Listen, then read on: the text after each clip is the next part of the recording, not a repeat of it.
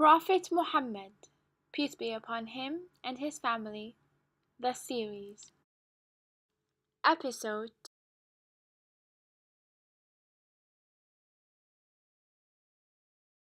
The now double orphan was to be taken care of by his grandfather, Abdul Talib.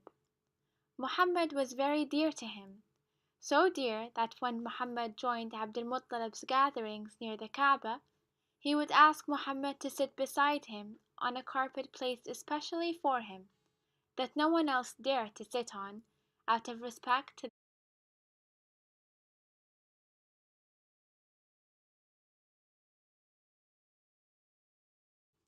Abdul Muttalib's care and custody for the Prophet continued for a few years, but Muhammad then faced yet another hardship.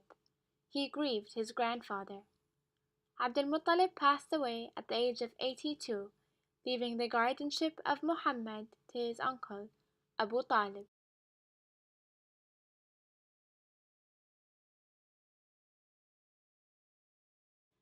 The influence of Abu Talib on the early history of Islam was immense. He was the religion's backbone and of great support to Prophet Muhammad, peace be upon him and his family. Aiding Abu Talib in the upraising of Muhammad was his wife, Fatima bint Asad. They loved him deeply and he returned them the same love. Muhammad even considered Fatima his own mother. They both clothed him, looked after him, nourished him, and treated him as they did their own sons.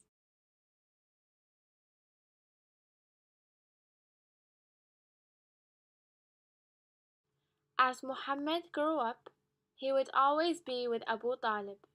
One day, Abu Talib was leaving to Sham on a commercial expedition, meaning to leave behind his family during the trip. 12-year-old Muhammad latched on to him wanting to join, so with compassion for his orphan nephew,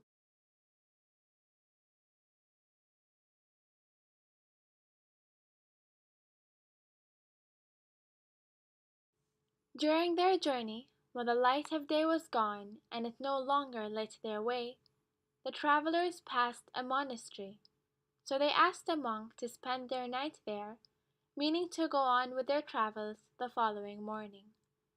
The monk welcomed them and asked Abu Talib to meet them the next morning before they leave.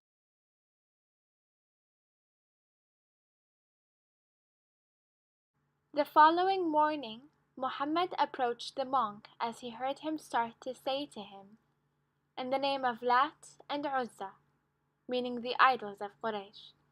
Muhammad asked him not to mention those names to him. He despised the man-made idols the Qurayshites worshipped. The monk, now with a theory to prove, offered him charity, but Muhammad refused, saying, "We do not accept charity."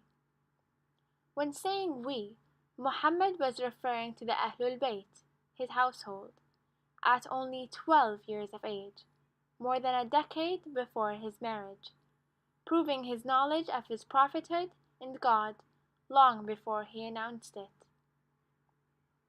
Almost sure his theory was correct, the monk had a final request. He asked to see between Muhammad's shoulders, looking for a mark. Once he found it, his theory was proven. Muhammad was the prophet Jesus and Moses spoke of. He told Abu Talib, unsure if he already knew or not, and warned him of the enemies Muhammad.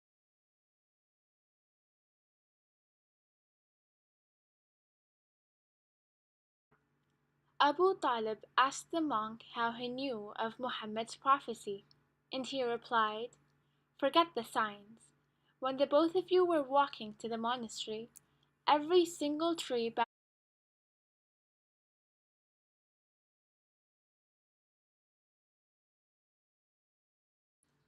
Muhammad's greatness was acknowledged by all of God's creation since the beginning of time, from angels to humans to trees.